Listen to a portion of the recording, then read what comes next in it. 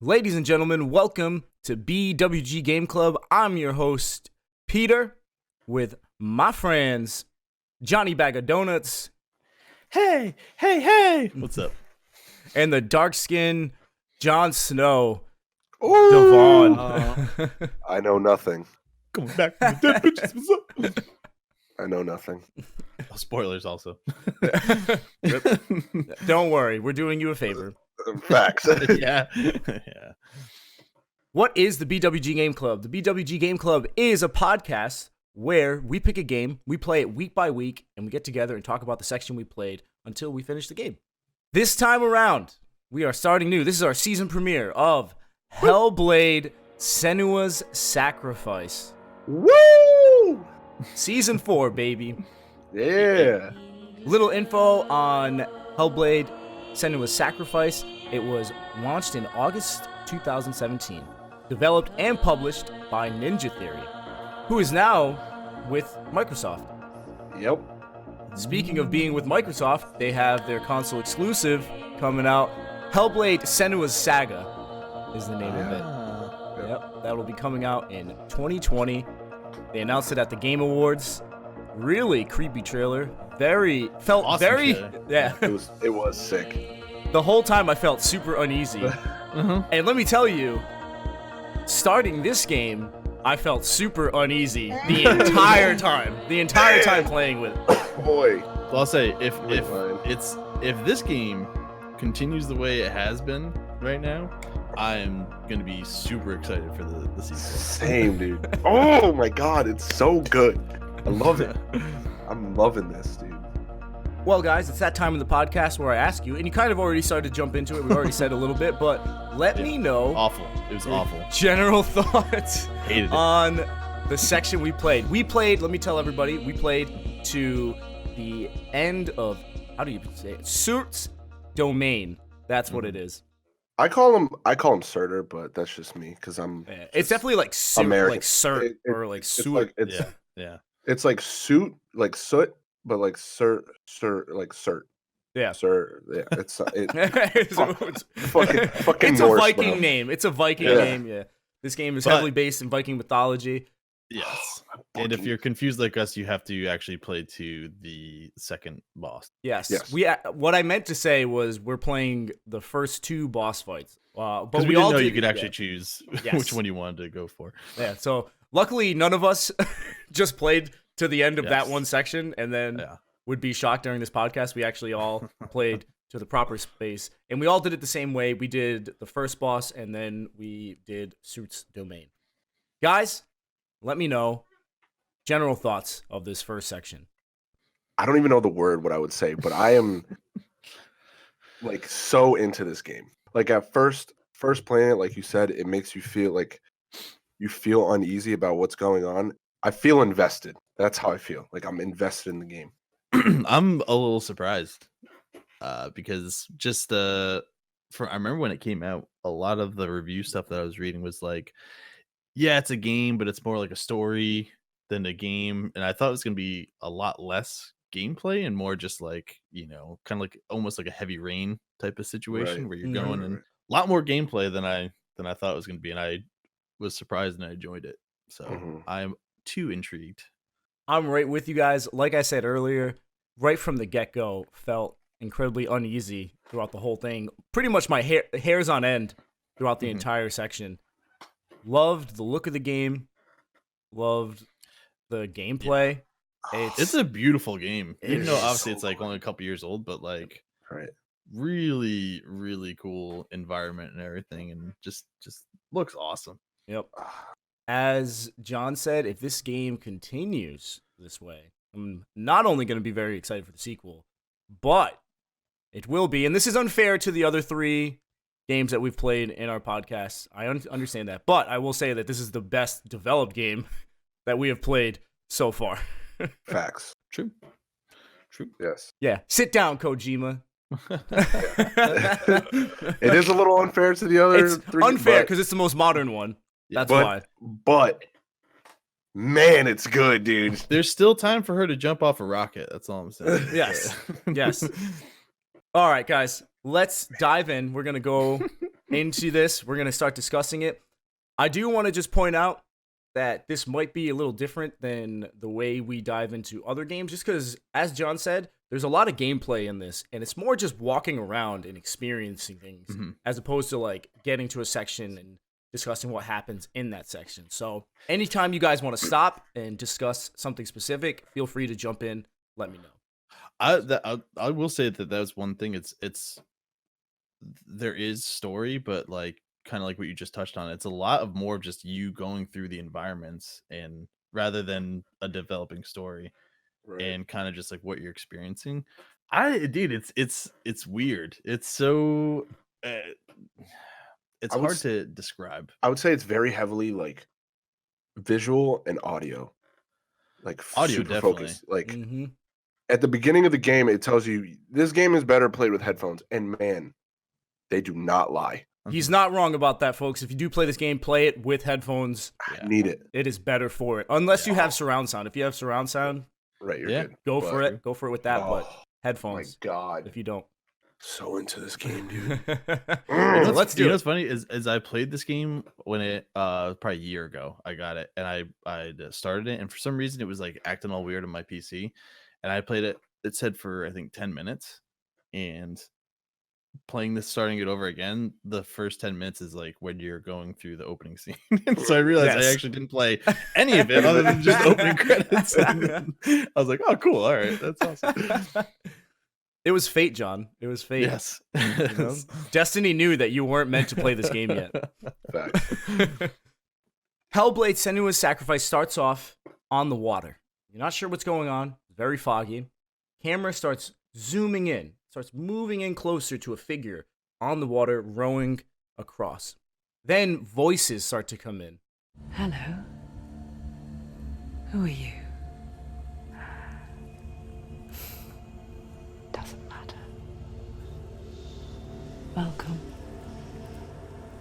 You're safe with me. I'll be right here, nice and close so I can speak without alerting the others. Let me tell you about Senua. Now, her story has already come to an end, but now it begins anew. What's happening? It's breathing. Dead. It's breathing. It's breathing. He knows she's getting closer. He can feel her coming closer. She's getting closer. They're watching. They're watching.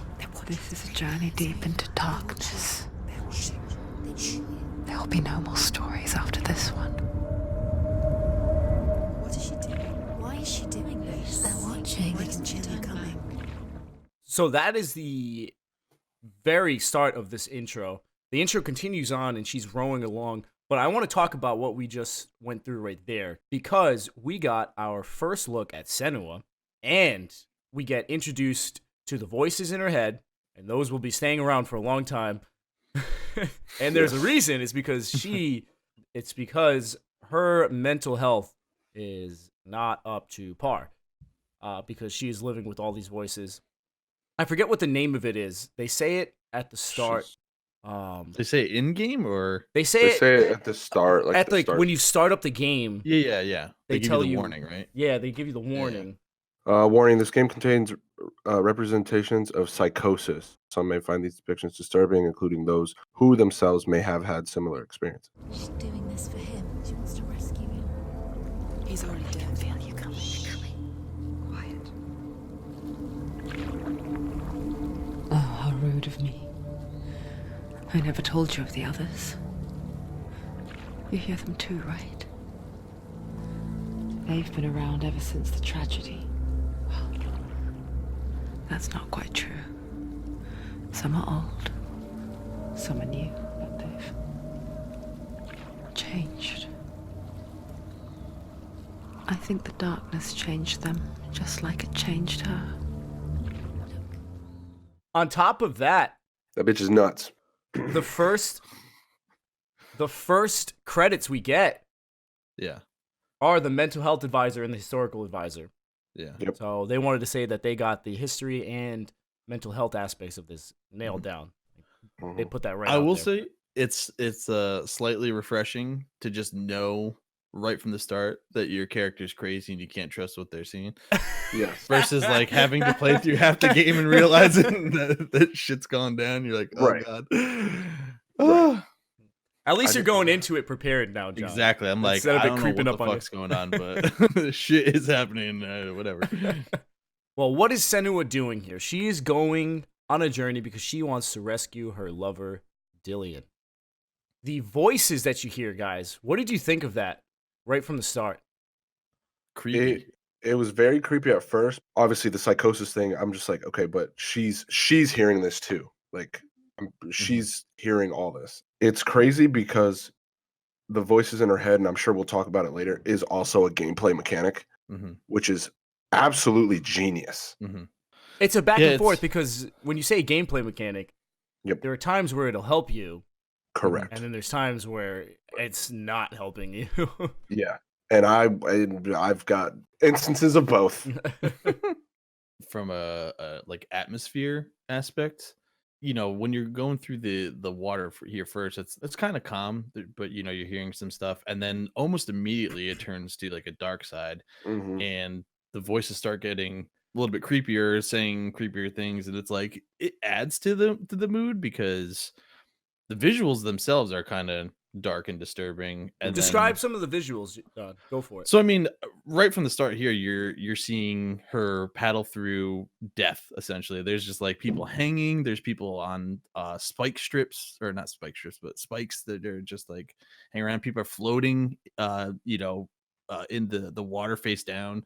So you're just paddling through death. But it is like, with all intents and purposes, like it's a beautiful scenery. Like, you know, it's got, you know, the forest with the you know, the god rays coming through the trees and everything. And then when you get to land, it kind of goes sideways and it gets dark, and wind picks up. So, but then like at that point, the voices start saying creepier things. It's just like, it is something that adds to it. I don't think it 100% is dependent on what they're saying, but it's like, especially wearing the headphones, and they're just all around you going back Yeah. and forth and saying stuff. It's just like, oh man, I found myself like cool. in real life, like turning like around because I was like making sure that no one was like Like your standing girlfriend there, was but- standing right there. and if she was, I would have lost myself. I would have been like, oh my god. But when in here, when you're rowing, she says, can you feel them watching you? I found myself in game, like looking around, trying to see something, like Right. in the trees, trying to see, okay, what is she talking about? What's watching me? Is she talking about the dead people? Yeah. Is she talking about something else that I can't see? It's powerful. Yeah, it's not the first game that's like done an opening kind of cinematic like this, as far as like you have a little bit of control what's going over, but you're looking around, but it does a really good job of setting the stage with being an opening credit scene. The way the voices interact with each other, it's intimidating in a way, because you'll have, and John mentioned this, the voice on the right side talking and the one on the left side will talk, and sometimes they're interacting with each other, sometimes they're speaking over each other. What you're trying to do is focus on the task at hand, but as the voices come in and become more apparent, you realize you're losing you're not able to focus because all these voices are in your head, and it's those moments where you're like, shut up, and you think, oh yeah, someone dealing with this is just thinking, shut up. It makes you just feel like, it makes me feel bad, right? Because I'm like, dude, someone that's actually going through this, I feel for them. I do want to talk about when she gets to land. There's a little interesting scene. She gets off the log boat that she has. It's weird. It's like a tree trunk that's made into a boat. It's like hollowed out for like where to sit in. Exactly. She gets off of that. She stands up, and then she turns around, and she looks directly at you. And you're not sure if she's looking at you or if she's looking at something else, but it feels like she's staring right at the gamer. What is she looking at? What is she leaving behind? I know what she's thinking. I hear her thoughts. It's not too late to get into the boat and go back. No one will judge her. No one will ever know. Oh, she heard us. There's no going back.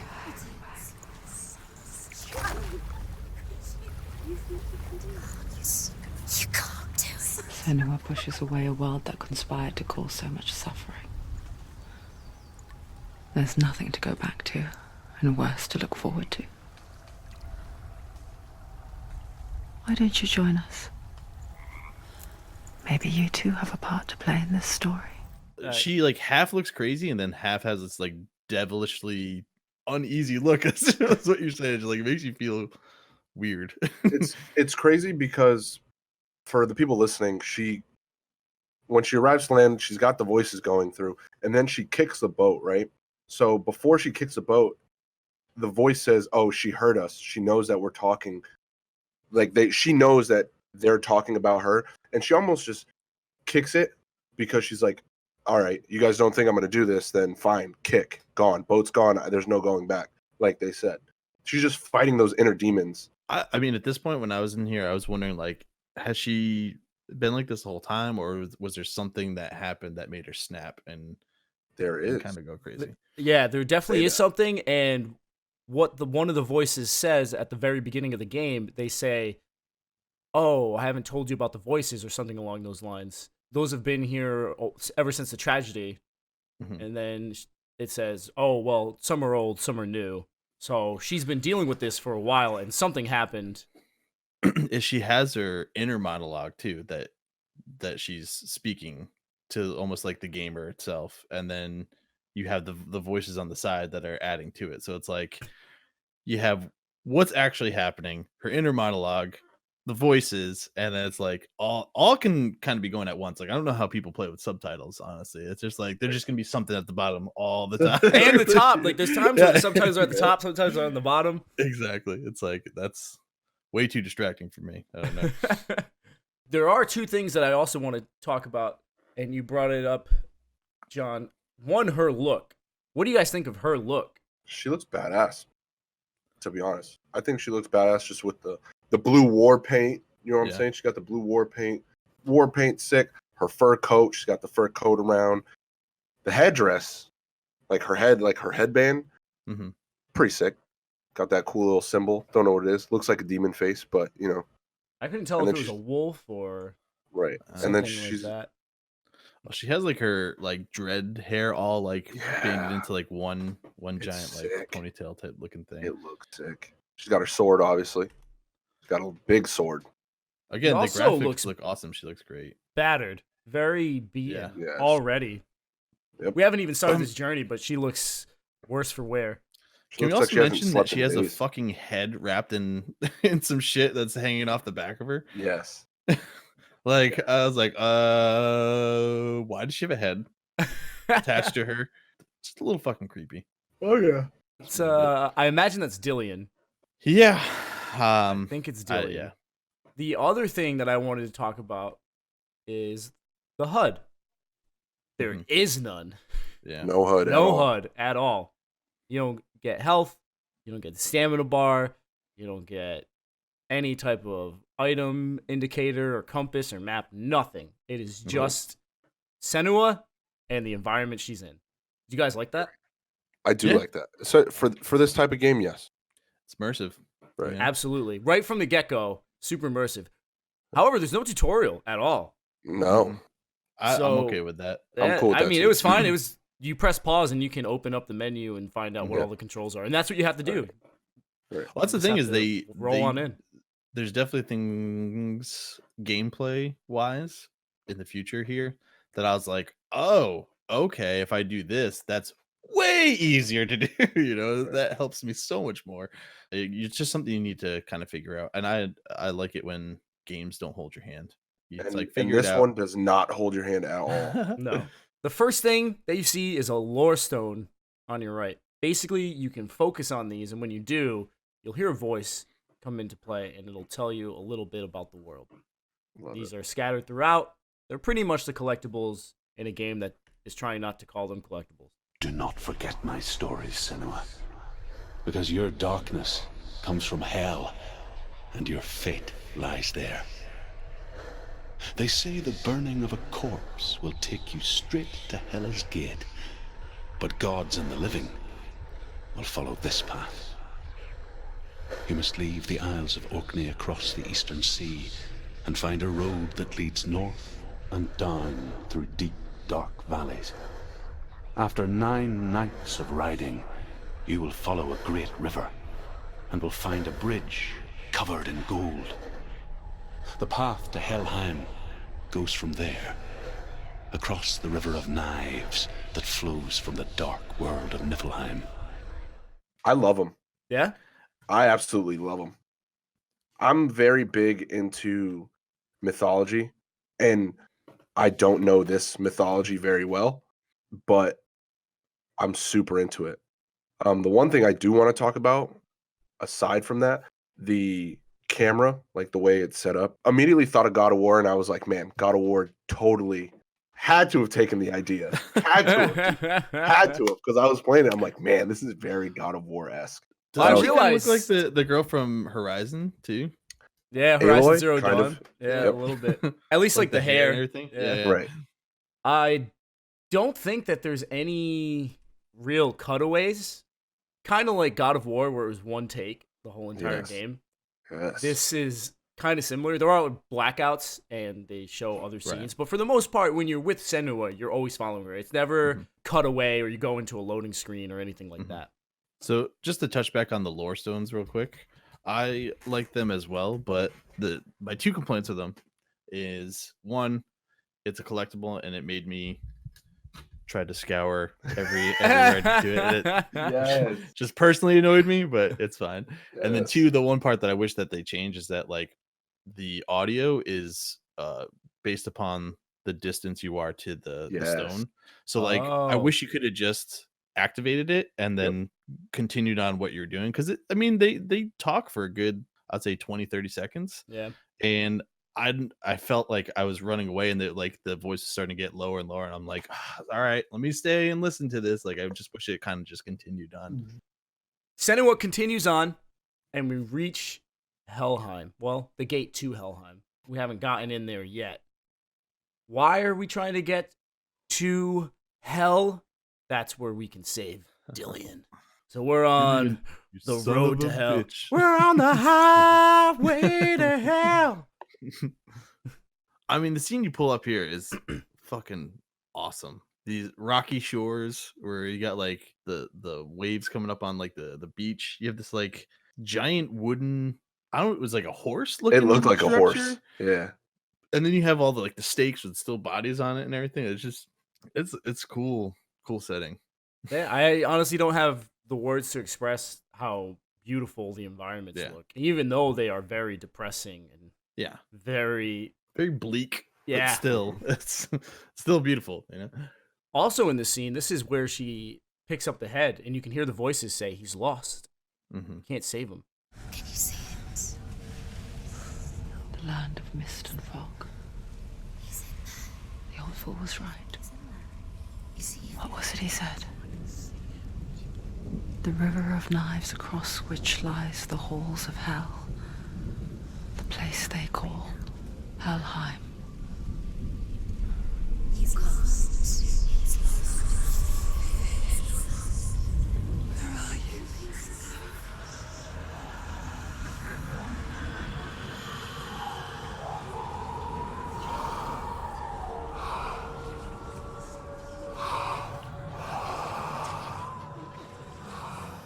I hear you.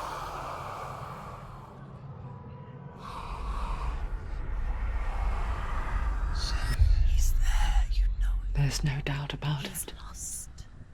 The source of the darkness is in Helheim, You'll never find him. They're called and the goddess Hela holds his soul there.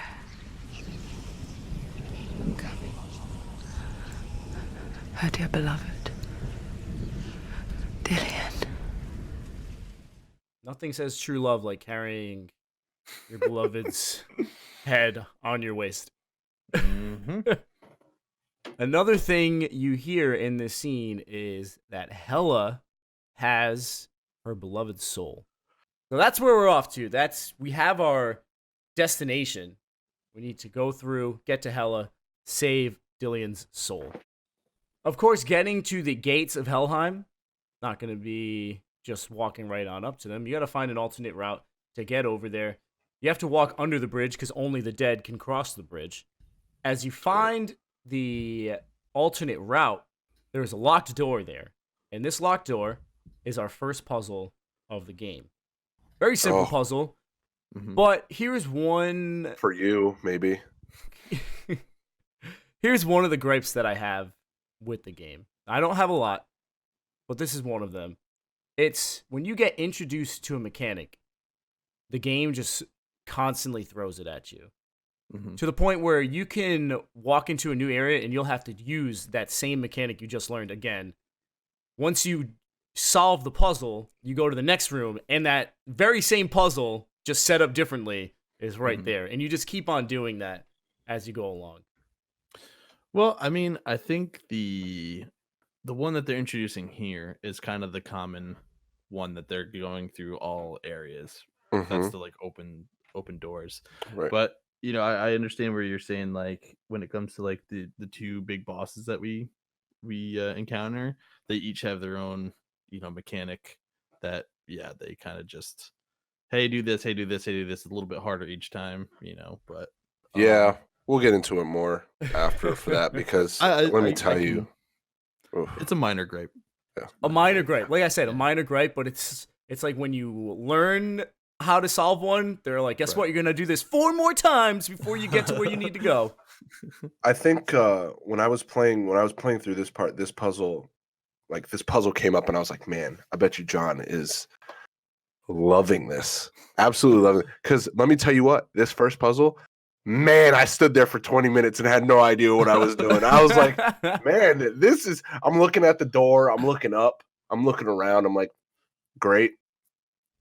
Well, cool. Before we get to the puzzle, though, before we get to the puzzle, let's just describe how it gets set up. You walk up to this door. There's a symbol on the door. What you have to do is you have to focus on the door.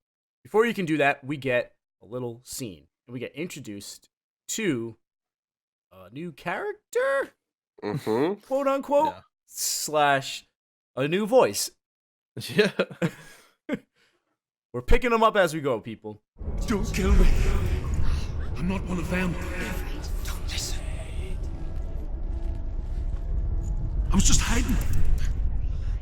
I find I live longer that way. Don't listen. Never let the bastards catch me again. Never! Wait. Who are you? It's just a memory. Druth? Is that you? How do you know? For my tales of the Northmen, they call me Druth. A liar. He's lost. An old fool. Druth is my truth. It's good to see you again. You kept your vow. Guide you in this life and the next. I will tell you my stories of hell, if I may walk with you. Tell me your stories again, old friend. I'm listening. The runes seal the gates to hell. Focus your inner eye, and you too will see what's hidden in plain sight. You have to take a closer look to see. I can see one. She needs to focus now. She needs to use her Find eyes. one like it to open the gate. So that's Druth. Druth is a companion, or was a companion, of Senua. It appears that he died, but he's here, spirit form, and now he's going to travel with Senua, as long as we can solve this puzzle. What do you guys think of Druth? From this introduction, he's been through some stuff, I guess you could say, just because from what he said, you know. I mean, they've all been through some stuff. No, definitely. But as the game goes on, like as this section goes on, I'll tell you later on what I think about him, because like, I mean, it evolved a little bit more than what I think now. Like, What were your initial impressions?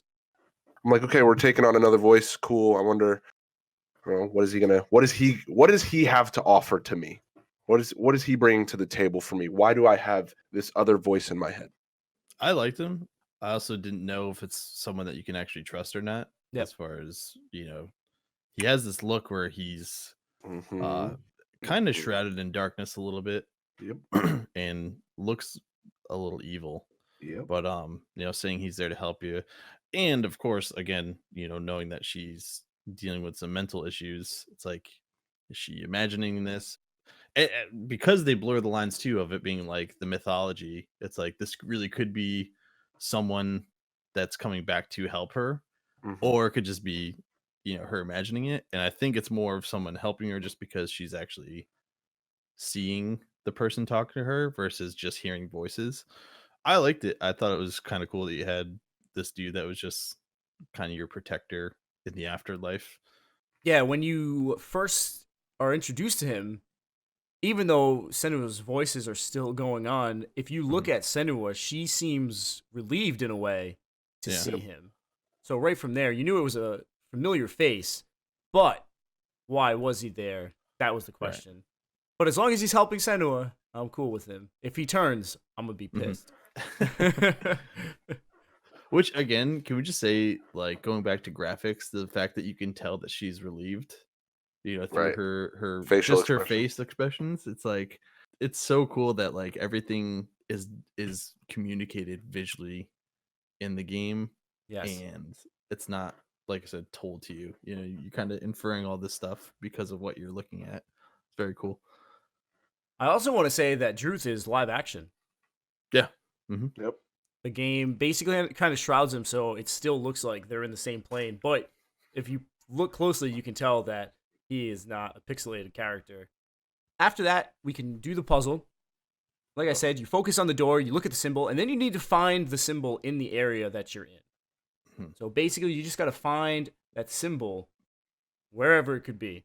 It could be the shadows on the wall, it can be trees, it could be posts. Basically, you just need to find something that's going to form that symbol, and then you can focus on that, and the door will open. So, Which Devon, how did you do?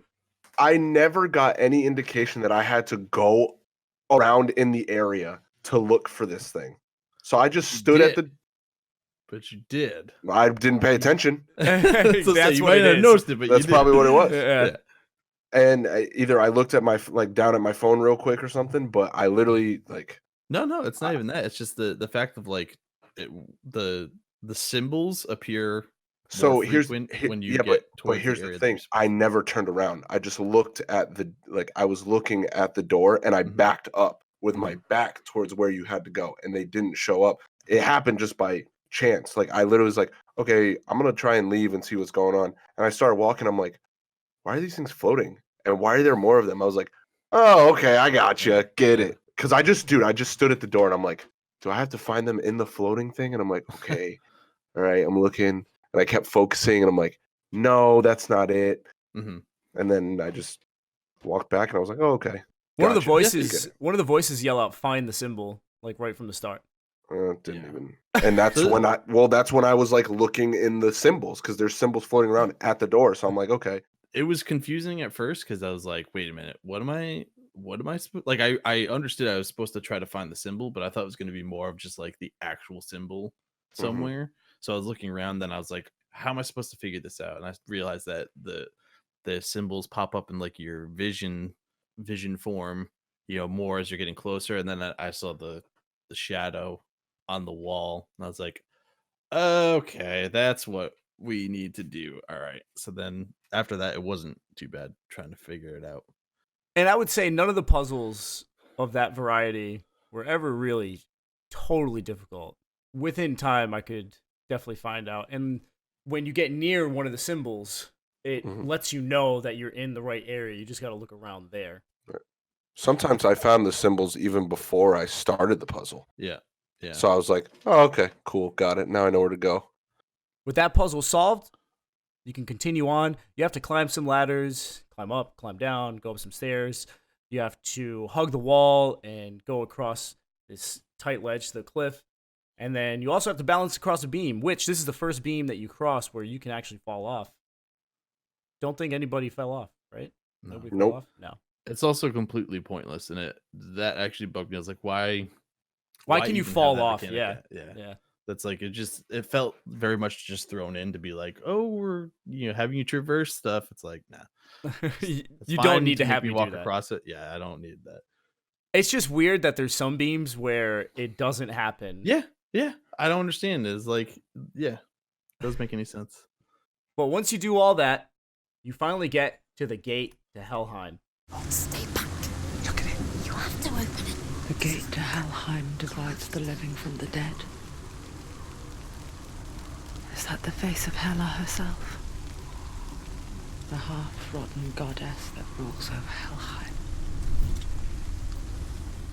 Whatever horrors lie behind that door, She can do it. she must find him. You can do this. Come on. Shh.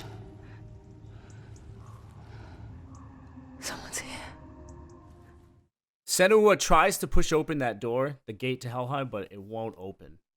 Then she hears something. She turns around. She starts wandering the area. She doesn't know what's happening. It seems like someone's out there. The camera pans around, and Senua is once again looking directly at us, and she has a little something to say.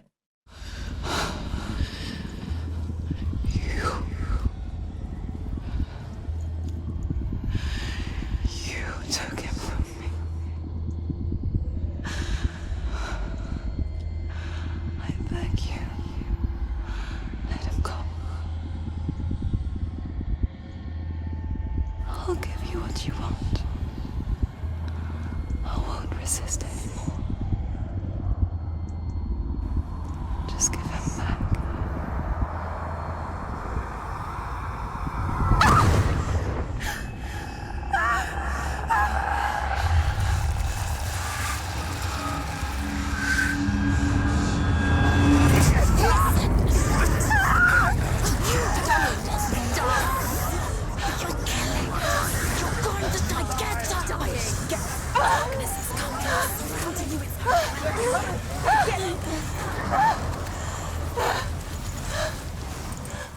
It's a very unnerving scene because she's looking directly at you while all of this is happening, so you're not sure how to react. It's almost as if someone you didn't know invaded your space and was saying something to you. Just thinking, okay, back up just a bit, Right. though. Like, back up a little. I don't know how to take this. But what got me was when she just starts screaming because she puts her hand up almost to your face. And then she just starts screaming, and her hand turns black. And whatever is in her hand, I think they call it the darkness. It just The dark starts rot, I spreading. think it is. Yeah, the dark rot. Yeah. You hear the voices say the dark rot, the darkness, but Ugh. that is inside her hand, and it just starts climbing up her arm. Yeah. She starts crawling through the mud. It's a very painful scene. Yeah, she sounds like she's in tons of pain. But then we get our first enemy, our first baddie that we have to fight. She draws her sword, and we are now in a combat sequence. Let me tell you the controls. There's a way to guard, there's a way to evade, there's a light attack, a heavy attack, and a melee attack. All will be super helpful, and it's best to learn how to use them right now. Guys, how did this combat sequence work out for you? It was very simple, very easy. I love the way the combat is in this game. And I love that they don't tell you, like we said before, there's no tutorial or anything. You have to pause to learn, like, see the controls. So this was like the first, because throughout the game, when you're walking and everything, you can't unsheath your sword and use it at all. So this is your first instance of you getting the controls down and all that. I took a couple hits because I was trying to get used to it, but like once you get it down and once you can parry in this game, and once you get that down, it's over. It's one of those like easy to pick up, but tough to master, especially when the multiple people start coming in and they're surrounding you, and each takes different types of attacks to get their guard down to actually inflict damage to them. At first, it was cool. Like I thought everyone was pretty easy, and I kept saying to myself, like, I know this is going to ramp up in difficulty, but I feel like it actually ramped up really quick. It's cool, and the enemies just look terrifying. Yeah. I They're know. like 8 feet tall, and they're like muscular, like fucking like male bodies with this fucking like I don't even know what the hell the face is. It's like Like a it's goat's almost head or some Yeah, weird thing. but it's like it's almost like it looks it's like it's made out of like a tree or something. Like it's Yeah. very intertwined with Yep. it's creepy. It looks awesome. 2 things from this immediately. So the first thing, once you start getting surrounded, the voices, this is where they help you, right? They tell you watch out behind you, Mhm. right? Kind of like in Batman, the triangle pops up over the head and you can counter and everything. So that I love that part, right? They're just like, oh, watch out behind you, or they tell you like evade, dodge, things like that. Mhm. The other thing, going back to how the guys look, very like I was like, man, 13th Warrior. This is like Yeah. they're actual people, Yeah. they're men, but they like act like beasts. I was like, yo, this is like I literally wanted to go watch the movie after playing this. I was like, yo, I want to watch 13th Warrior so bad because that's exactly what it reminded me of. Mhm. So very reminiscent of like a human, and maybe they are human, but like a beast head, and you're like, wow, that's I kind don't of know if weird. they're human because they're just kind of forming up from nothing. Well, and that's the other thing where it makes me think this is either the darkness or this is Right. all up here. She's just imagining this, which I'm like, man, this game's great.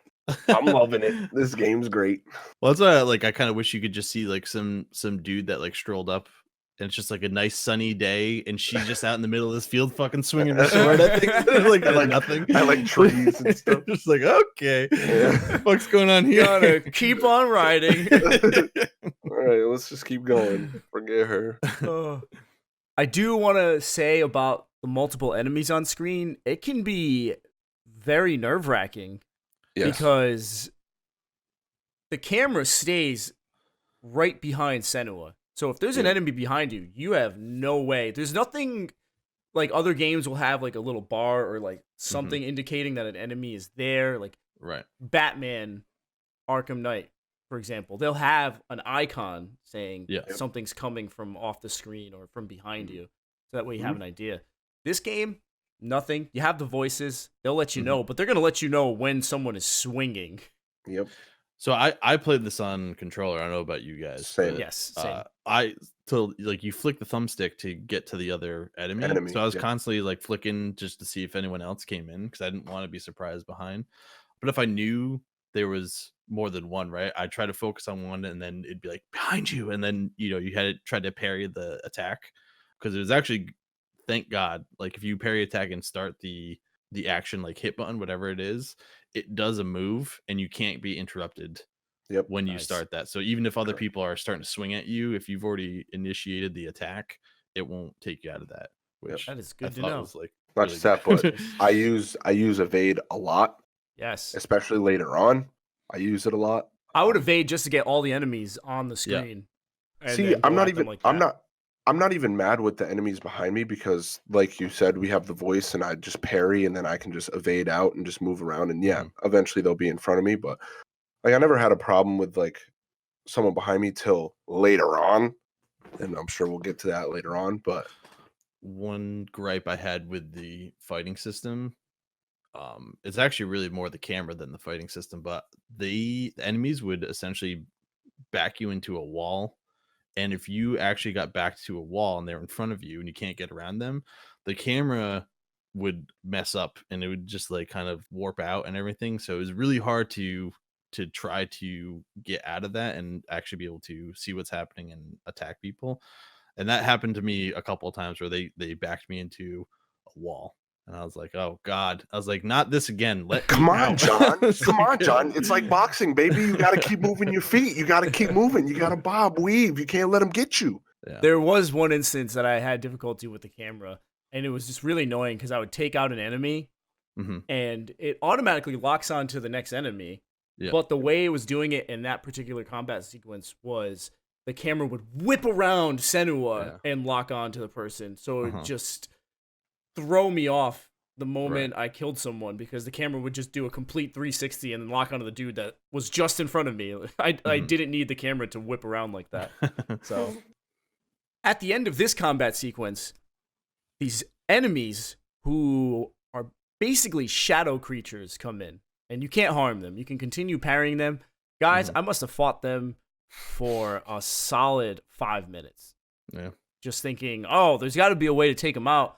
Right. And then there was one moment where I just tried to make a dash, like maybe I could dip my sword in the fire and start swinging at them.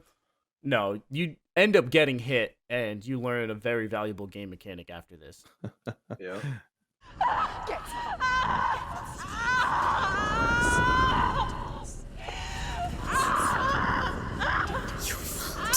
Don't give up. Don't. You did this.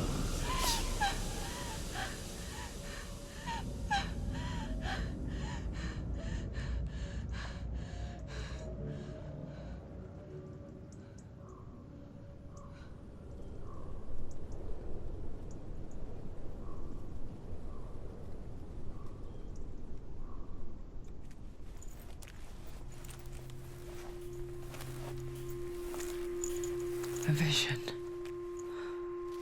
of what's to come. Poor Senua. The darkness does not bargain. It does not reason. It is wrought. And now it has taken hold. It will spread towards her head, the seat of the soul, until there is nothing left of her.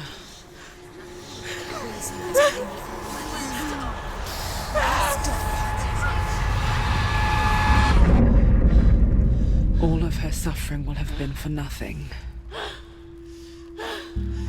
It's just a matter of time.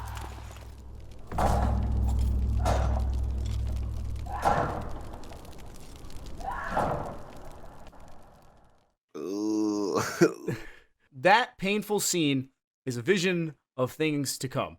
What that means is if you fall in battle, the rot in her hand will continue to spread every time you fail.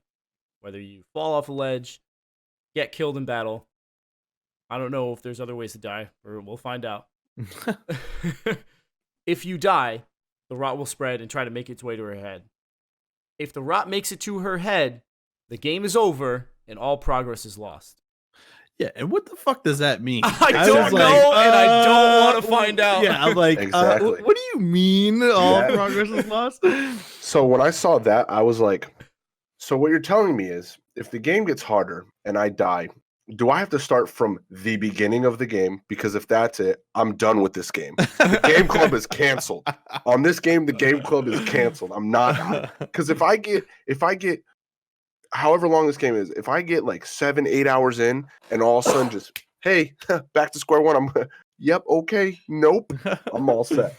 But part of me, like, I'm like, man, that sucks. But part of me is like, all right, I like the challenge. I'm down Yeah, for it. yeah. Bring it here. Let's Well, go. it also made me super pissed anytime I died, and I was like, fuck me. I was like, I don't want, like, I wish I also had some sort of, like, idea of how many deaths will lead to the Oh the yeah. head. I know. Like, I have no idea. And It I'm makes just you like, super oh, cautious when God. you're fighting. It makes you super cautious, and you're just like, all right, okay, block, okay, hit, block. Yeah. Like, dude, Especially when your health is down and you Right. again Oh, have no yeah. idea how much health you have, and you're like, Right. "Whoa." Like, Right. This adds to the tension immensely. I remember just seeing that scene, thinking, what the fuck is happening? And then those words pop up. All progress will be lost. I just thought, fuck. It's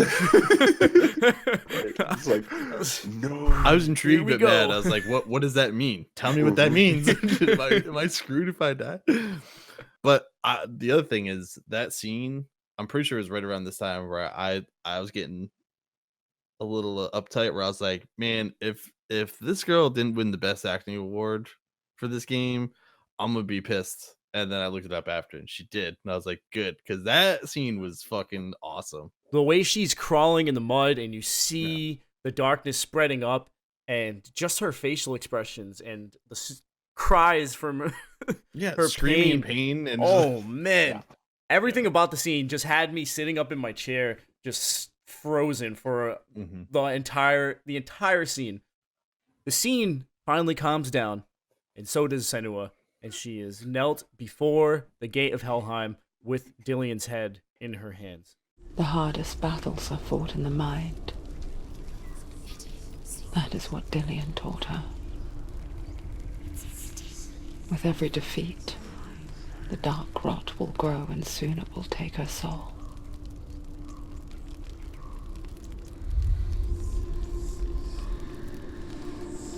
But for now, at least, she still has control of her mind. And she will fulfill her vow, whatever the cost.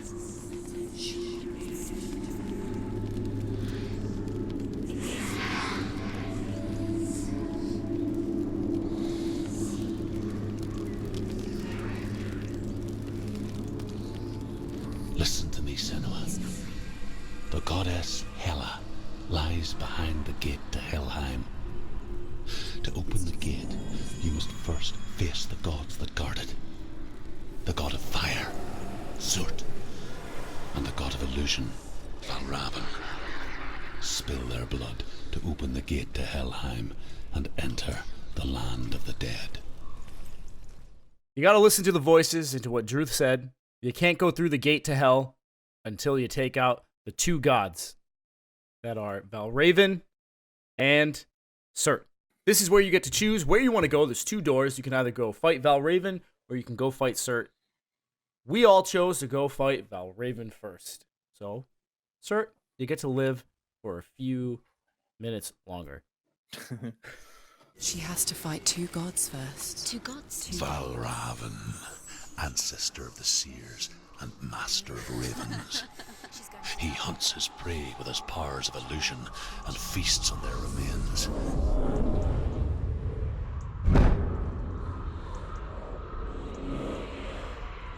Follow the path to Valrayvn and defeat him in battle to earn his mark. The gate to Helheim cannot be opened without it. You go through the door to find Valrayvn, and in this area, you come across a new puzzle. And that puzzle is lining up items hanging from trees or from beams, whatnot, but you got to line them up to fit the symbol that's on the door. And you can only do it from certain vantage points. They're actually the bones of crows. The bones Or of ravens, crows. sorry. There we go. Ravens, because it's Valrayvn.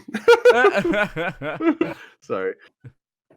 Besides those puzzles, you also come across another mechanic in Valrayvn's area, which is these gateways or doors that the world is one way when you're looking at it, but when you look at it through and you walk through that gateway, you see the world differently, such as a path now being open instead of closed, or a bridge now being there instead of being broken.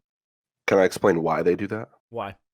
The reason why they do that is because Valrayvn is the god of illusion. Mm-hmm. Ah, there we He is go. the god of illusion, so he is the one that is setting all those up.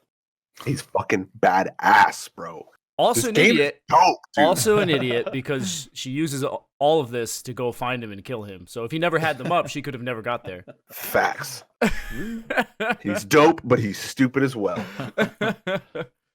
Not just that, but off the record, he even shows you where to go. So like, he shows you how to get there. He's He like super- points it out. He has Literally. his statues, his weird raven statues that just point where to go. He's a bad.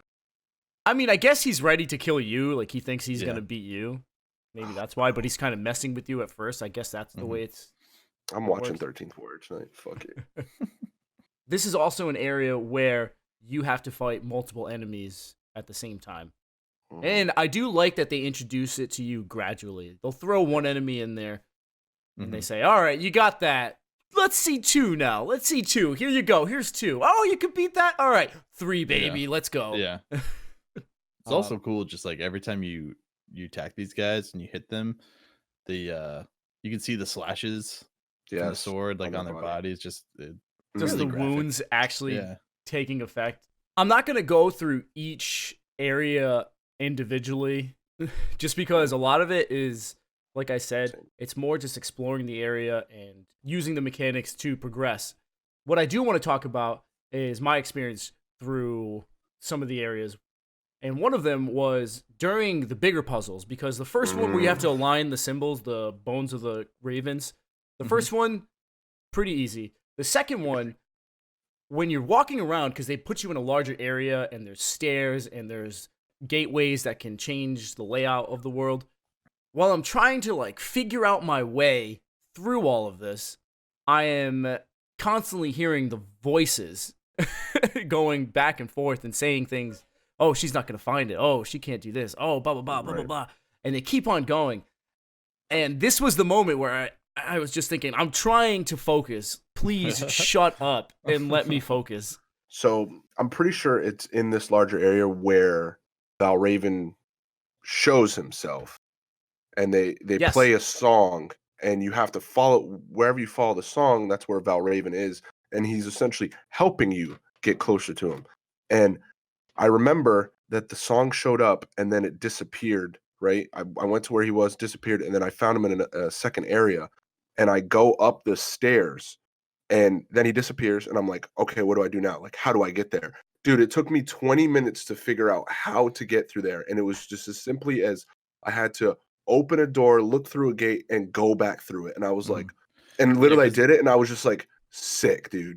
It took me. You talk about where you had to go through the changed environment, which allows you to get through that area first. Correct. Yes. And then open the gate and then go back through it. Which I didn't realize that until like I changed it, went up and then up the stairs to go across, and I'm like, well, there's no way to get across. And then realized that, oh wait, the first state of it had like essentially a bridge going over it with all the stone that wasn't knocked over. But then I was like, well, I can't get in unless I'm in the second state. But then I realized that there was a door there. So the problem was that like with this whole section was that there's a lot of backtracking through gates just in general, or just in the whole area in general. And I was just like getting a little tired of running around through all that stuff. I don't know. It was fine, and I like the idea, and I think it's a really cool idea of like the changing the state through the gates. It was enough time by the end where I was like, I'm ready to move on, ready to go. I never really had a problem with changing the states. There was only one moment where I couldn't find which way, and it was in the last area before you go fight Valrayvn. Other than that, I did like the mechanic. I liked this mechanic more than the one in Surtr. Just because I thought it was really cool, really trippy. But as John said, by the time you get to the end of Valrayvn's dungeon, I'm just going to call it, I remember thinking the same thing. Okay, I've had enough of this. I'm ready to move on from this point. Surtr's mechanic is even really a mechanic. No. Like, it was kind of lame, I thought, at that point. But and we'll go into more detail about that one. Well, I think too, like maybe they give the people the option to choose which boss they want to fight, but it might have been a better idea to just force you to go to Surtr and then have you go here next. Because going from this one to Surtr felt like a decrease in difficulty. Yeah. Throughout the whole thing, even boss wise. I actually felt the fights with the enemies were harder in Surtr than in Valrayvn's, but the boss fights and the puzzles in Valrayvn's were just much more had much more depth than Surtr's dungeon. You say much more depth? Depth. Oh, depth. Okay. I was like, how many fucking times did you guys die in this goddamn game? I never died. No. Oh, okay. Oh, good for you, dude. Cool. What's dark rot? I don't know. Fucking good for you. Fucking asshole, dude. I do want to say that I did think that we were gonna have to fight Valrayvn or have small encounters with him as we were going on, because when he first showed up and he was standing in the middle of the forest, I just kept thinking, maybe we'll have little duels before we get to the boss fight, before the final thing. No, he disappears when you walk by certain trees or gates and whatnot, and then he's just teasing you. He is. He's playing with his food. I also just can't say enough how the enemy designs from here, from what we've experienced so far, is just so cool looking. Like they're intimidating and they look evil and they're creepy, and it's just like Valrayvn, dude. I was like actually just like, oh man, I don't know, man. This guy looks like he's gonna fuck me up. I Like, know. I just think it's very dark. Telling. Like, yes, it's just very dark and very gloomy, and the enemies they're just creepy looking, and they make you like you said, like, man, I don't know if I can beat this dude. very rarely come across enemies in games where I'm like, oh fuck, like that's gonna. And every enemy that came out, I was like, oh fuck, it's just Right. it's really cool. When you make your way into the final area of Valrayvn's dungeon, I do want to point out something the voice in her head says about Senua. Do you know what it's like to leave everything behind? Your home, loved ones, to head deep into the wilds, perhaps never to return. Senua does. Because when darkness speaks, it changes everything. Turning home into a foreign land and loved ones into strangers. Exile makes sense when you realize that you were never really home in the first place. I feel like that alludes to something she went through, and you learn more about it later on in Surtr's dungeon, but they mentioned earlier in the game that there was a tragedy. I don't know what happened, but I feel like there were two things. Like, she went away and tried to deal with her mental health issues, but failed. And then another tragedy happened, which would have been the loss of Dillion. She has to endure all of that heartache and guilt, as well as take on her mental health issues. Or that came before, where he got Yeah. lost. She went to go, or almost exiled out into the forest to deal with it, and still hasn't been able to do that. When you make your way into the last area, or I should say the final section before the boss fight arena with Valrayvn, there are tons of the hanging bones, and you have to go through the gateways to eliminate them until you find the only 3 that you need to form the symbol on the door to unlock it, to get in there, to fight Valrayvn. Jeez, that's a lot, man. Woo. Overall, not super hard. It just takes some time. This is the one where I got lost for a little bit. I didn't realize what was changing in one of the gates. I just couldn't see it, even though it was right in front of me. This is where I felt like it took a cool concept and kind of just beat it to death a little bit. Yeah. I was like, all right, like we can move on. I also remember getting past this section, getting into the boss fight arena, thinking, finally, I'll be able to fight him. And then they threw one more puzzle at you. Wrongo. Come on! And even in the arena area, the puzzle isn't hard. I just remember thinking, you didn't need this one here. No. You could have thrown me right into the boss fight and it would have had a better effect instead of dragging me through another puzzle. To solve the puzzle, you have to open some gates, use the gate thing again, and you have to get to the nest that's on top of the arena. Once you get to that nest, you can look down and you'll find the final puzzle solution. That's right. The last time you ever have to align Raven Bones again, right here. Unfortunately, when you do that, Valrayvn shows up, and he is right behind Senua. Broken. The gate is open. Open. This darkness. I know it from the wilds. It's coming back for me. He comes at you, and then Senua is lying unconscious. We don't know what's happening, but you can definitely tell that Valrayvn is over her body. She wakes up, and it's almost like she can't move. Like, she's so in pain that she can't do anything. I forgot about this.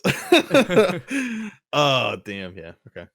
I honestly didn't know what was happening at first, and I was a little freaked out because I kind of got a clue. the only thing you could see is her face in this scene, and you can see shadows moving behind her, but she's lying down, and I was like, what is going on? I don't like She's this at being all. tugged at too. Yeah. Like, Yeah, I'm pretty. In my head, I thought that Valrayvn, like, one, that this was essentially an illusion because he is the god of illusion, so he's like in her head eating her. But I'm pretty sure that, I mean, I'm sure you know what happens next. What's his face starts to talk to you. Yeah, but before that, I'm Before just going to that. let everyone know, he's pecking at her.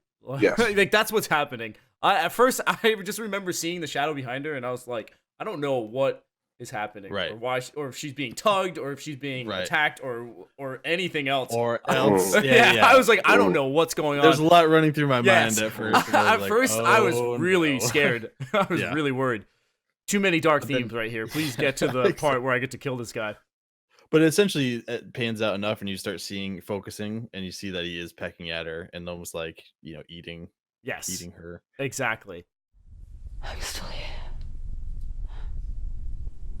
Are you too? Where are we?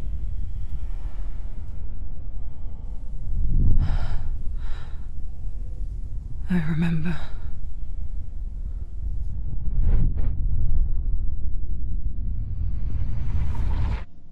It didn't end well in the wilds.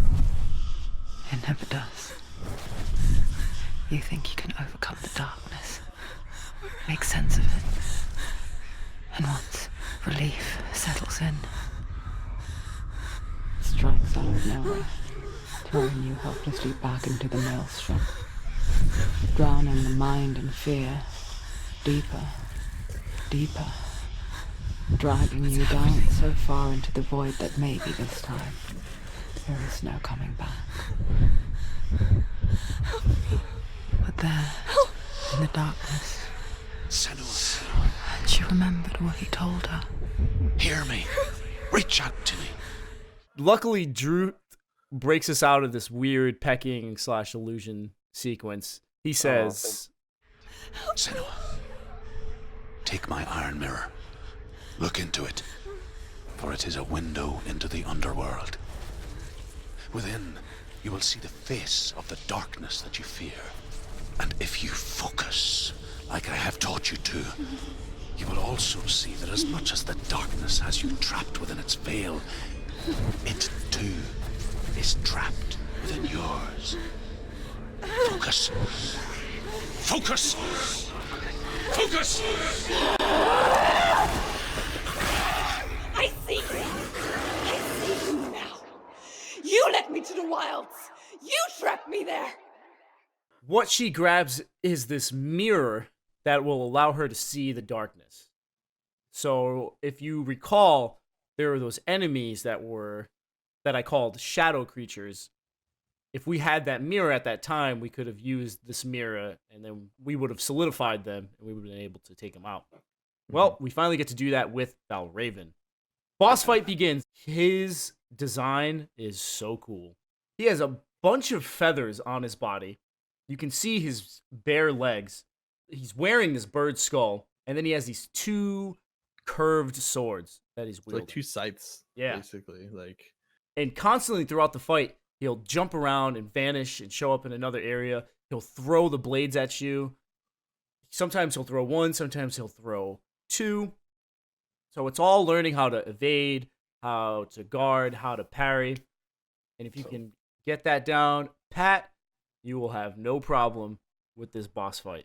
he also does like a fucking Dart attack. Raiden like zoom past you where he like Oh, no. flies right at you. Yes, I'll he shoot does my do that. And then there's another attack that he does where it's a giant front flip where he comes at you and you have to evade that one. If you try to guard Yes. it, you won't be able Yeah. to. Well, you can, but it knocks you down. Yeah, it'll knock anyone down. And then there's times where he spawns regular enemies that you have to fight those as well. But yeah, guys, tell me how this boss fight worked out for you. This boss fight was a lot of fun. I enjoyed it.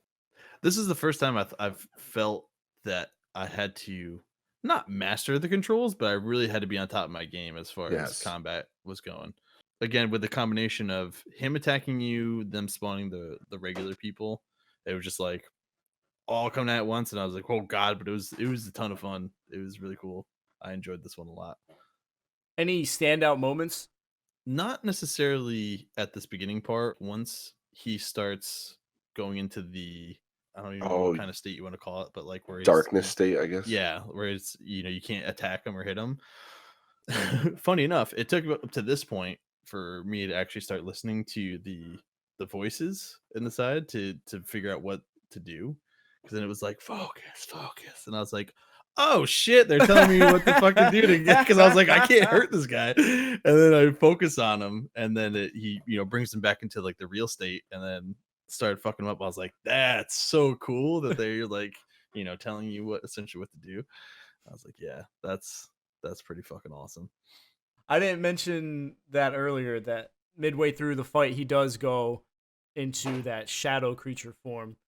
So you have to use the mirror that you picked up at the beginning of the fight in order to solidify him. I would say the standout moment for me in this fight was when I first parried the Raiden attack that he comes at you. The first time I did that, I just thought, oh, she's so cool. Yeah. Because it slows down and it like knocks him to the ground, and you can fucking fuck his wallop ass up. on him while he's on the ground for a little bit. Yeah, it felt great.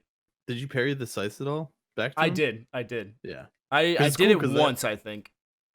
So like that, it shoots it back at him, and it sticks into him, and it allows you time to go up to him, which was cool because I figured out at this point, like when you run and you do an attack, she does like it's almost like Superman punch with the sword, or she did like a stab. It was really cool, and I was like, oh man, that's awesome. I was The like, Brad that's Pitt really from neat. Troy, where he jumps Yes, up. And... exactly. Yeah. It was very cool. I think I'm going to say the same thing. The thing that stood out to me was the whole illusion thing, because I also didn't know what to do. And then it was like you said, focus. And I was like, oh, that's pretty cool. And the other thing, when you like sprint at him and then you just, with the sword, she jumps up and then just stabs. I'm like, oh man, That's cool. This game's sick. We do that enough time, boys, and we defeat Valrayvn. And we get a cool cutscene to go along with it. I never beat you in the wilds, did I? It was an illusion. But not this time!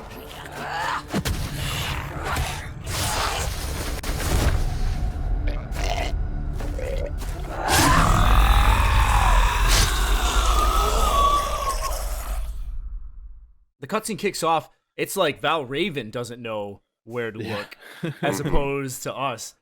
And you're locked in here with me. That's essentially what it is. Exactly. Senua comes from the fog, darts in, and kicks Valrayvn and starts walloping on him. When he falls to the ground, she walks right on up, takes a sword, and stabs him right in the mouth. So sick. After the fight, Senua looks at her hand, and the dark rot moves up a little bit. It seems like damned if you do, damned if you don't at this point. Also reminded me of Shadow of the Colossus. Where it's like every Colossus or every boss you take out, the darkness is still spreading. Even though in Shadow of the Colossus, spoilers, sorry, you don't know. Well, I won't spoil anything for you, but you don't know why it's spreading. And you sometimes don't even realize it until well into the game that it's spreading. But this game makes it very apparent. The mark of Valrayvn, one of the keys to the gate to Helheim. Hold it in your mind's eye. With every battle, the darkness grows stronger. Every victory, bringing her closer to defeat. Unfair, isn't it? In those dark winter nights and nights in the wilds, there were times when she considered letting go. If it weren't for truth, a chance encounter in the wilds, she would not have heard his stories of the Northmen. And she would not have this chance to find Dillion's soul. I'm coming. We beat Valrayvn. There we go. Unfortunately, the dark rot's spreading, so we're going to have to deal with that as we go along. We'll see how that affects her as we continue. I would say the crazy thing is, like, right after you beat him, it's like sunny and everything's like all nice and bright and cheery. And I was like, this is where I was kind of thinking, like, is this how it actually is? And again, she's kind of just thinking that everything is distorted and morphed the way it is. Are these inner demons that she's defeating, and that's her way of getting back to being healthy mentally? I was thinking maybe along those lines, yes, it's light like this normally, and yes, maybe she's fighting her inner demons, but every time she defeats those demons, she removes darkness from that world and it goes inside of her. That's why it's spreading. Like she's absorbing it. Mm-hmm. Peter, What? no. What? Oh, you missed something. I did? You fucking missed it, dude. I'm pissed. I'm so mad you missed it. Right before you go down the ladder, you're gonna see like a ring that pops up that you're supposed to focus on. All right, what happens if you focus on it? I missed it too. It's Senua's mother. You talk to Senua's mother. Oh, what? So you actually have like a speech with like she has what's called the sight, which is like what Senua has when the rings pop up. It's called the sight, so she can bring to life like stat like the face on there. You actually run into one later on too. So you guys, I don't know if you guys did it then too, but the inner monologue talks about her mother and everything and how she had the sight and all that stuff. But yeah, you talk to Senua's mom. That's awesome. I'm actually kind of upset that I missed that. You Or missed it. that's not a more noticeable thing. Possible thing. Right. Yeah. But it is now time to go fight Surtr. We have to go through his dungeon area. Yes, Surtr. I wish there was a faster way to get back to the gate, but unfortunately Yeah. you just have to travel all the way back through everything that you walk through. At least John got to run through it. He didn't have to walk. He didn't have to slowly walk through. Thank God. When you make it back to the gate, I had a jump scare moment because you walk into that area and I'm walking to the next door like everything's fine and dandy, and an enemy just shows up and swings at me. Yes. Did you get hit? No, I didn't. No. Okay. I parried the fuck out of that thing. I parried dude. it, but I freaked out. Same. I was like, jumped. whoa, rude, sir. I was like, rude. whoa, dude. I was like, oh my god. Literally freaked me out. This section, that right there, made me realize like I have to pay attention anytime she whips out her sword. That means like immediately be ready. Yes. to parry or anything like that. It was, that jump scare got me. She was Was great. the dude with the shield? So Yes, a guy with the shield shows up at Yep. this moment. This is the first time that I ran into an enemy with a shield. Yep. Yeah, me too. Yep, This pissed same. me off. The shield guy pissed me off.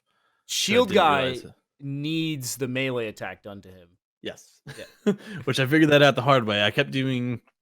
He did like this like strong attack where if you, I don't know if you can parry it or if you let him hit you, you can get like a quick attack in, like one quick attack, and then it's like he blocks, and then he does it again, and then you do like a quick attack.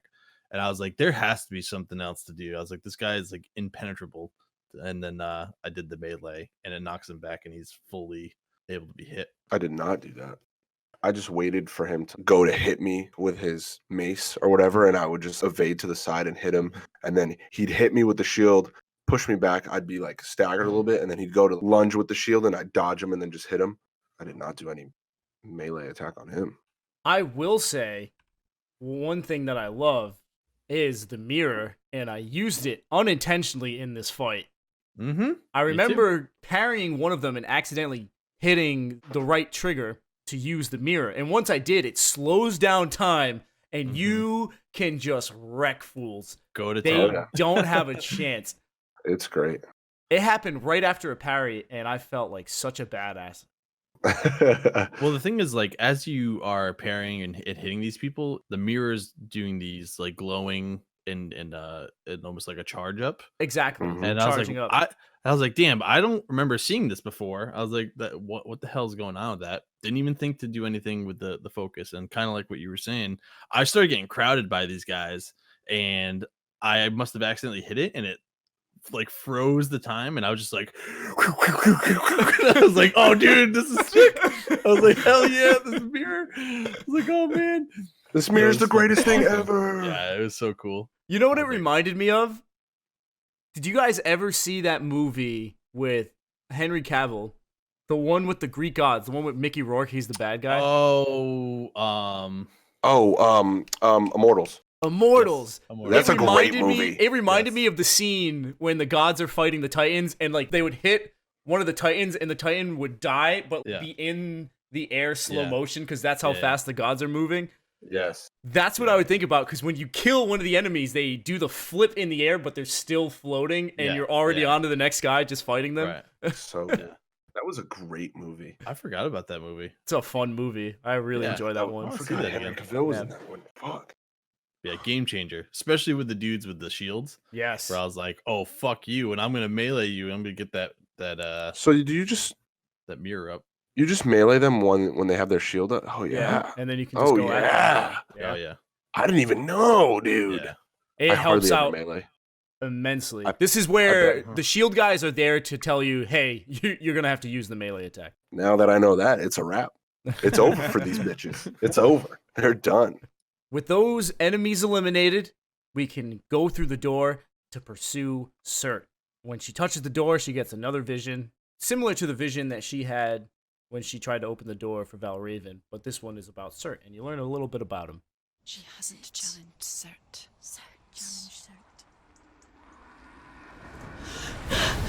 Surt, the fire giant, has answered. He comes from a land older than mankind. And the Northmen call upon his flaming sword to raise their enemies to the ground. Find him, Senua, and spill his blood. When you walk through the door, the voice starts telling you how Senua met Druth. She found the wretched old fool on her way back from the wilds. An outcast. He was badly burnt all over. She took pity on him, for he was not long for this world. Like her, who spoke of his own darkness. The Northmen. In Surtr's dungeon, I should say Surtr's domain, because that's exactly what it's called, you come across a new puzzle. You still have to do the puzzle where you have to look at the door, find the symbols laid out throughout the land, but there's a new type of mechanic in it. Not really anything innovative or really all that interesting, I'm sorry to say. But when you come up to a gate with a yellow symbol on it, you have to find this pedestal that has a burnt offering, a sacrifice. When you activate that, the world starts to burn around you. The entire setting just goes alit. And you have to run all the way to the door, and you can finally make it through. You have to do that several times. It's not difficult. I mean, the setting and the imagery are cool, but in terms of puzzles to progress, Valrayvn's had, like I said, much more depth, much more innovation compared to what they were trying to do here. Still, why- the imagery was cool. I'll give it that. Yeah. They could have done it That's- one time and it would have been fine. Right. Like Yeah. I would have been like, "Oh, that's cool," but But no, you have to do it That's- 3 times. yeah. And I think that's why I liked Valrayvn's a little bit more. Just like the puzzle was hard, like a lot harder. And It was a puzzle. Like this wasn't Well, even a yeah, puzzle. This is that's just what like it run is. through. Exactly. And it was just like, and I think that just speaks volumes to what we'll get into later. They kind of built it up like a puzzle, though. Mm-hmm. Because one of them, when you're walking through the open area, the voices start saying, She'll never make her way back. She needs to remember the way back. What happens when she finds it? Everything will burn. Concentrate on where you're going. She needs to remember the path. Everything will burn. Then how will she find the way back? She won't. She won't be able to tell. and I'm thinking, oh, maybe I have to pay attention to the way the land is laid out because I'm going to have to follow the right way to get back to the door. No, it was, I just picked a route and just ran. We'll get into that after. Why? What 'Cause happened? What happened to you? I died. This is where You died? not in this part, but in the second one. Sabrina called me, so I'm talking to her and playing on the phone. There was a building that you could run through, and I ran through the building and I ran through one of the doors, and it was surrounded in fire, and I fucking died. Oh, Senua damn. just crawls up and burns alive, dude, and I was so pissed. I was on the phone and I was just like raging, dude. I was so mad because I'm like, well, there goes the dark rot. There I go. There's one tick in the mark there. I'm gonna die. I'm gonna lose all my progress. But it dude. didn't count towards it, right? I don't know. I don't know. I don't know how it think it did. works. I don't know how it works. Because I feel like for some reason something happened to me where I burned. it might just It be sounds when you familiar, but I feel die like- from probably like enemies, probably. But I don't know why I caught on fire. If I But- did, Dude, I was so pissed from I literally put my controller. on Did the you table actually and- have to like restart that area? Yes. Okay, so no, you actually died. Because Yeah. there is a part where... No, I know Senua- what you're talking about. Yeah, Yes, there is a yes, I part know what you're later, but you burned up before that. I burned up and I Gotcha. had to start at the pedestal again, the sacrifice thing again. Gotcha. I was pissed. I was so pissed. You have no idea. I was so mad. I was just like, good. Can't wait. Can't wait for all my progress to be lost. Sweet. What does make these scenes more agonizing are the screams and cries that you hear of Yes. people Yeah. who are being burned alive, and then you see figures standing there just in forms of like trying to defend themselves from the flames. And you can run through them too, and they burst into ash. It's fucking Oh, damn. creepy. Dude, I ran into one and it burst into ash, and I was like, no! I was like, that's somebody's soul! I was so upset. A big thing with Surtr's dungeon as well is when you do these puzzles, you learn a lot about Druth. Druth has a hatred towards Surtr. He hates all the gods, but he definitely does not like Surtr. And I imagine it's because when Senua first found him, he had burns all over, so he blamed Surtr. Do your gods answer your prayers, Senua? I asked the gods for mercy, all of them, even theirs. None answered. In the end, I set myself free. Defy the gods, Senua! Find your own path, like I find mine! My gods abandoned me. I am alone. The part where Devon died at, after you make it through, you have to fight some enemies in a ring of fire, Johnny Cash style. And then finally, when you make it through the gate, Druth shows up and starts to talk to you. Good. Let it collapse, and have the courage to shed your tears. Raise your word to the crime! My wrath is dead. Only then, as with a newborn, will you see the world anew. No, I see nothing now. What do you guys think of Druth and learning his story? This is where my things have changed. For me, I don't think that he's dead. Yes, we're getting like visions of him and stuff like that. Maybe he's dead. I could be wrong. But I feel like he's using you, dude. And if he is dead, exactly where you're traveling to is where he's going to be. And I just think he is using you to either come back or he just, I don't know. acting wise, I thought the dude playing him was really good when we first met him, and then each time he came on screen, I thought he was just a little bit more ridiculous. And I was like, not so great by the end. But story wise, he's pretty cool, and it's kind of, I like that it's tied it to Senua's story as far as what she's doing with. Devon, I see where you're coming from with her being used by him, but at the same time, she's allowing herself Right, to be used. exactly. Because That's really, the only thing Druth is using her for is to kill Revenge. Yeah. Surtr. Yeah. But the Right. thing is, he's doing it to also help Senua Right. during some of their conversations, such as, Tell me truth. How did you escape your darkness? Senua, once I found my purpose, I was no longer enslaved to the suffering I had to endure to reach it. Unclouded by fear, I could see it clearly in others. Even my captors feared the fire of Surtr. And so, during one raid, I took my chance and ran, knowing that they would not follow. The fool ran into the fire. They left me for dead. Maybe they were right to. But here I am. Free. I'm glad I found you in the wilds. I wouldn't have made it without you. Senua thinks of him as a companion. Senua is all on board with what Druth has because she believes that he is helping her. Senua activates the last pedestal and she has to run through the fire. Druth tells her to run. Run! Run, Senua! Run! Through the fire! Keep running! Go on! Nothing will stop you! Run, Senua! Run! As she gets to the gate, she starts to light on fire herself. And it is gruesome. Added by the screams of pain that she emits. I remember watching the scene just thinking, oh, I don't like this at all. Please be okay. Please stop burning. You can see her skin just peeling off of her body, just burning off. And she's just holding Dillion's head. It's a real fear of mine.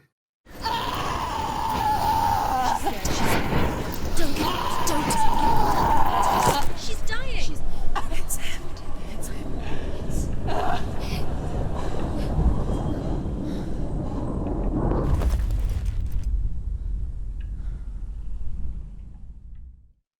After Senua burns alive, her skin clears up. She's alive again, but she's not in the same place where we were. She's in another room, and we are getting a cutscene. She is talking to Dillion. I'm sorry. I'm so sorry.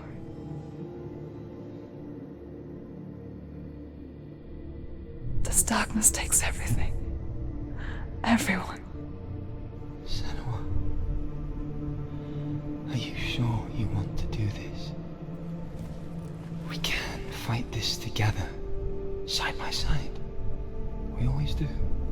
This is my battle. I have to face it alone, away from here. Where will you go? I don't know. For how long? I don't know.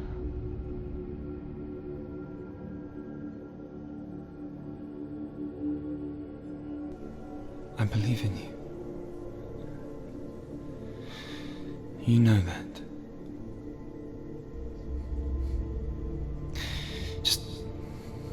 Just promise me that you will come back to me. I want you to say it. I want you to say it.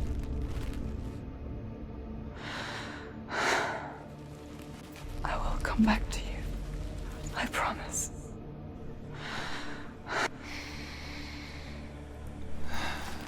Come on. That scene tells you that Senua went away for a while. Dillion was alive when she went away.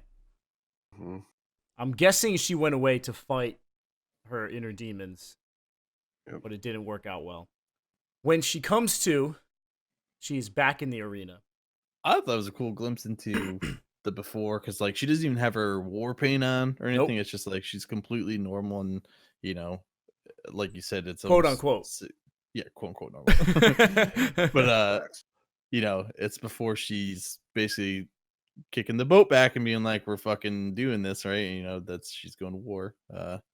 So it's cool to, like I said, it kind of showed beforehand where the scenes like where she went out to the wilds to take care of the quote unquote darkness, which, you know, it's I'm assuming her mental state, and then we still don't know what happened afterwards.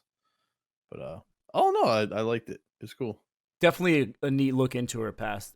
Great transition back into the arena, because when Dillion helps her up, she stands up and she starts walking toward the screen, and then we're back in the arena. And you see Surtr sitting on his chair like a boss. This dude is massive. Reminds me of the Silent Hill Pyramid Head. Yeah. And I mean, the whole arena's on fire, and he's just sitting there, just like ready to fucking beat you up. Not to mention his helmet, though. Well, yeah. Head. Did he ingest some red seeds? I also want to say the music was awesome for this fight. The moment it kicked off, I just thought, here we are, baby. This is a Viking fight. I am ready for this. It was sick. Take his mark, and I will tear you from the world and forever be in your debt. You destroyed everything, everyone, but not me. Fight now!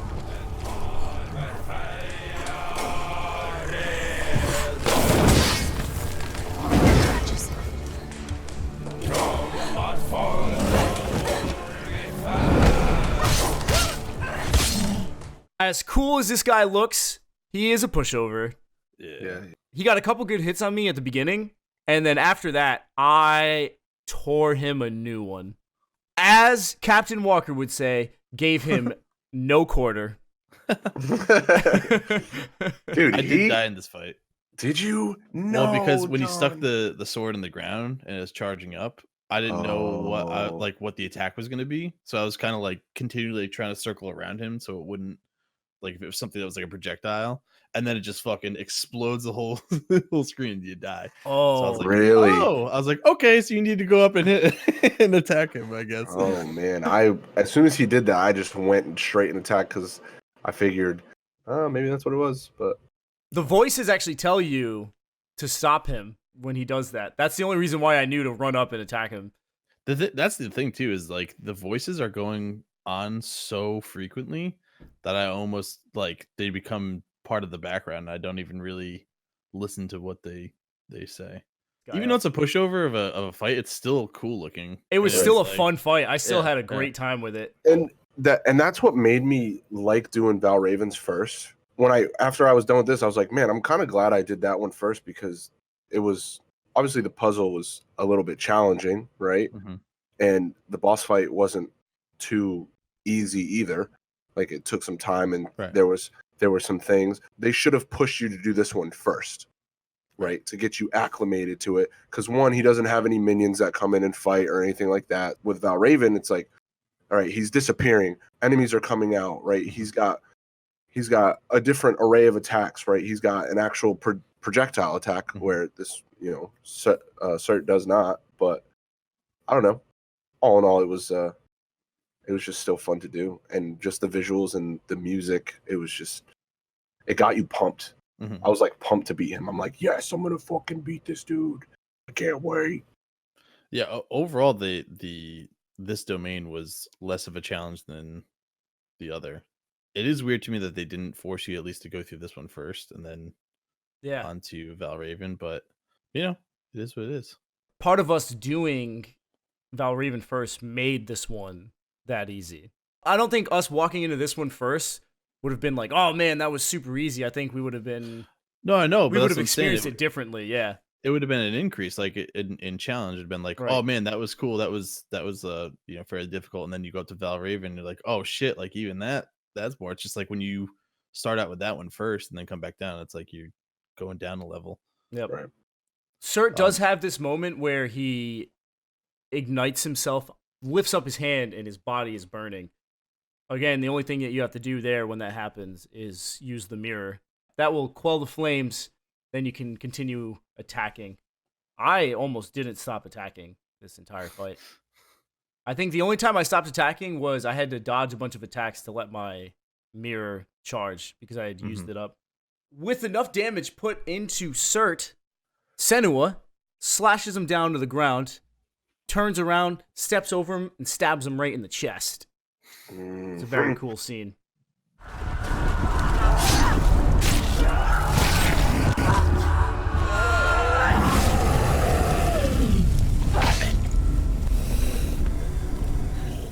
And we, or I should say Senua, or maybe Senua's thinking we defeated Surtr.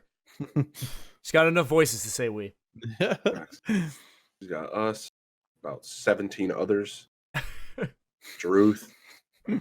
Well, speaking of Druth, there's a little cutscene that happens after the fight.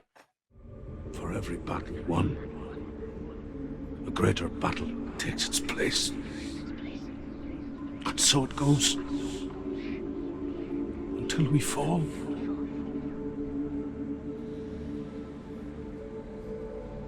And in the end, we all fall. Even the gods have their time. Yet we still go on. Why? I made a promise, and I will go to hell to keep it. I die free, knowing you will carry my stories with you. I have fulfilled my quest. Yes, you have. When the darkness comes,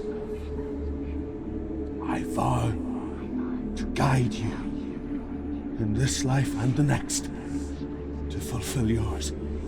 Then I will see you in hell. Be ready to face horror in the eye, as I have, to find your answers. Your quest. The truth. It looks like Druth is gone.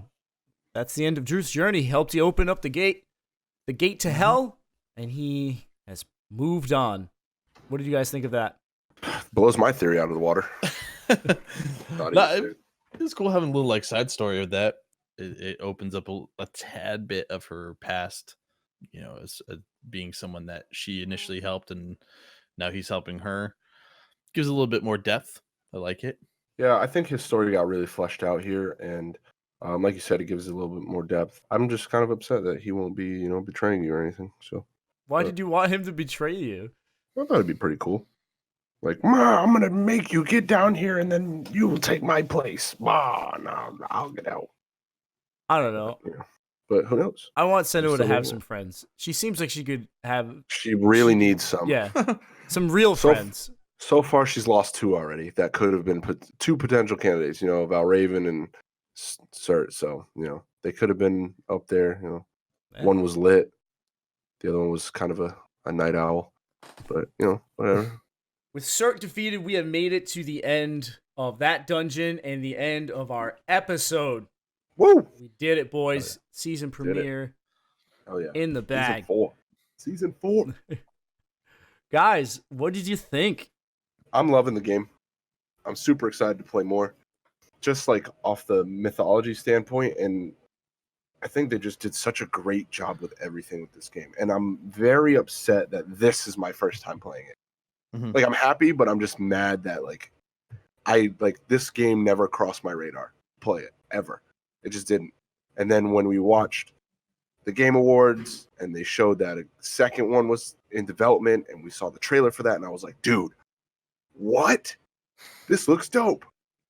And we got to play the first one, because I went in blank. I didn't know how the game was. I didn't know what time period it was. I didn't know what it was encapsulated in. Now playing it, I'm like, man, this is awesome. Yeah, it's the first game that we've done here where I actually wanted to continue playing. Like, I was upset that I needed to stop. Like, there's others I've been like, I'm looking forward to playing it. But this is the first one where I was like, I want to continue right now to keep playing it. I'm enjoying it a lot, and I hope it continues. I'm glad that we're playing a game that none of us have played yet. Yes. So we can all kind of experience it at the same time. This is the first Didn't one. mention that. This is the first game where no one has played it before. Yeah, overall, just they've done, in the short amount of time, they've done an amazing job, and I'm really looking forward to playing more to it. I agree with both of you guys. This is my first time going through the game. I have fallen in love with it. It's very impressive, the work that they've done here, from the settings to the music to Senua herself. I mean, you're just rooting for her right from the bat. You know that things are down and out for her, but you're pushing her on through. We're like, don't worry, Senua, we're right there with you, and I want to see where this story goes. It's weird to me that it definitely had some praise coming out. It's weird that you don't hear more people talking about it, and I don't know if it's just because people didn't play it, but I'm even one of the people where when I saw the Game Awards and I was like, oh, they're doing a sequel to that. Huh. Okay. I was like, that's, again, not hearing too much about it, but right. It made you, it intrigued you because you're like, okay, why did it garner a sequel? Like, why? Right. Yeah. Why are they making a second one? But if this pans out the way it is right now, that's going to be one of my most looked forward to games in 2020. Yeah, it's going to be cool. Absolutely, John. Ninja Theory, so far, so good. Which is great. This is actually the first game that Ninja Theory is making a sequel to. They've never made a direct sequel. I thought you were going to say it's the first Microsoft exclusive you wanted to play. Same. In a while. In a while. That too, John. That too. I bet you any money this game, the second one will launch with the system. Oh, they already said holiday 2020. Oh yeah, it's launch. It's got it. Yep. It's got it. But that is it. Any final words that you guys want to say on this? Pick up this game if you have not. If you have Game Pass, play it. If you do not have Game Pass, It's on Game Pass, yeah. Game Pass, is it still doing the $1 for 3 months? Yeah, I believe they are. There's no reason to not get that. No. And especially if something like this. They got some They got heavy some hitters pretty- on that. Yeah, for they got some baller $1. games on there. The PC one is $5 a month right now, so Yep. hop on board. Even if you have just an Xbox, dude, worth it, dude, worth it. But that is it for our episode. Let me tell you guys where we are playing to next. We're going to play through 2 sections, and those are The Bridge to Hell and Shipwreck Shore. You're going to play through those 2 sections for next week's episode. Why am I talking about what we're playing through? Well, that's because if you want to play with us, you can. All you got to do, join our Discord. You can do that using the link that's in the description of the YouTube video or the description in the listening platform that you are using. Click on that, join our Discord, and you can talk with us. You can let us know how far you've gotten. You can let us know what you like. We'll talk back with you. We'll give you some shout outs. We also started a new thing where every season we're going to give away 1 copy of the game that we're playing. So you can join our Discord and enter into those giveaways. Congrats to Lady1011 on winning her free copy of Hellblade Senua's Sacrifice. We better be hearing from you. John. Yes, Pete. What if they don't want to play the game, or they can't afford it, or they don't have any way to sign up for Xbox Game Pass? Well, if you don't want to do any of that, you can just follow us over on our Twitch channel, BLKWHT Gaming, and guess what? One of us will be streaming the section that we're going to be playing through. So you can just go on over there, watch us play through it, watch the video on demand, or you can go over to our YouTube and watch the replay there because we're going to post it there. We got you covered. You don't feel like playing? You don't have the time? Just watch us play it. You can still listen along with us. Devon. Hey. If they don't have the time to sit down and watch us play, or watch a 1.5 hour long video, what can they do? Whoa, open up your ears, people, because guess what? We coming in with the podcast, baby. We're on Spotify, iTunes.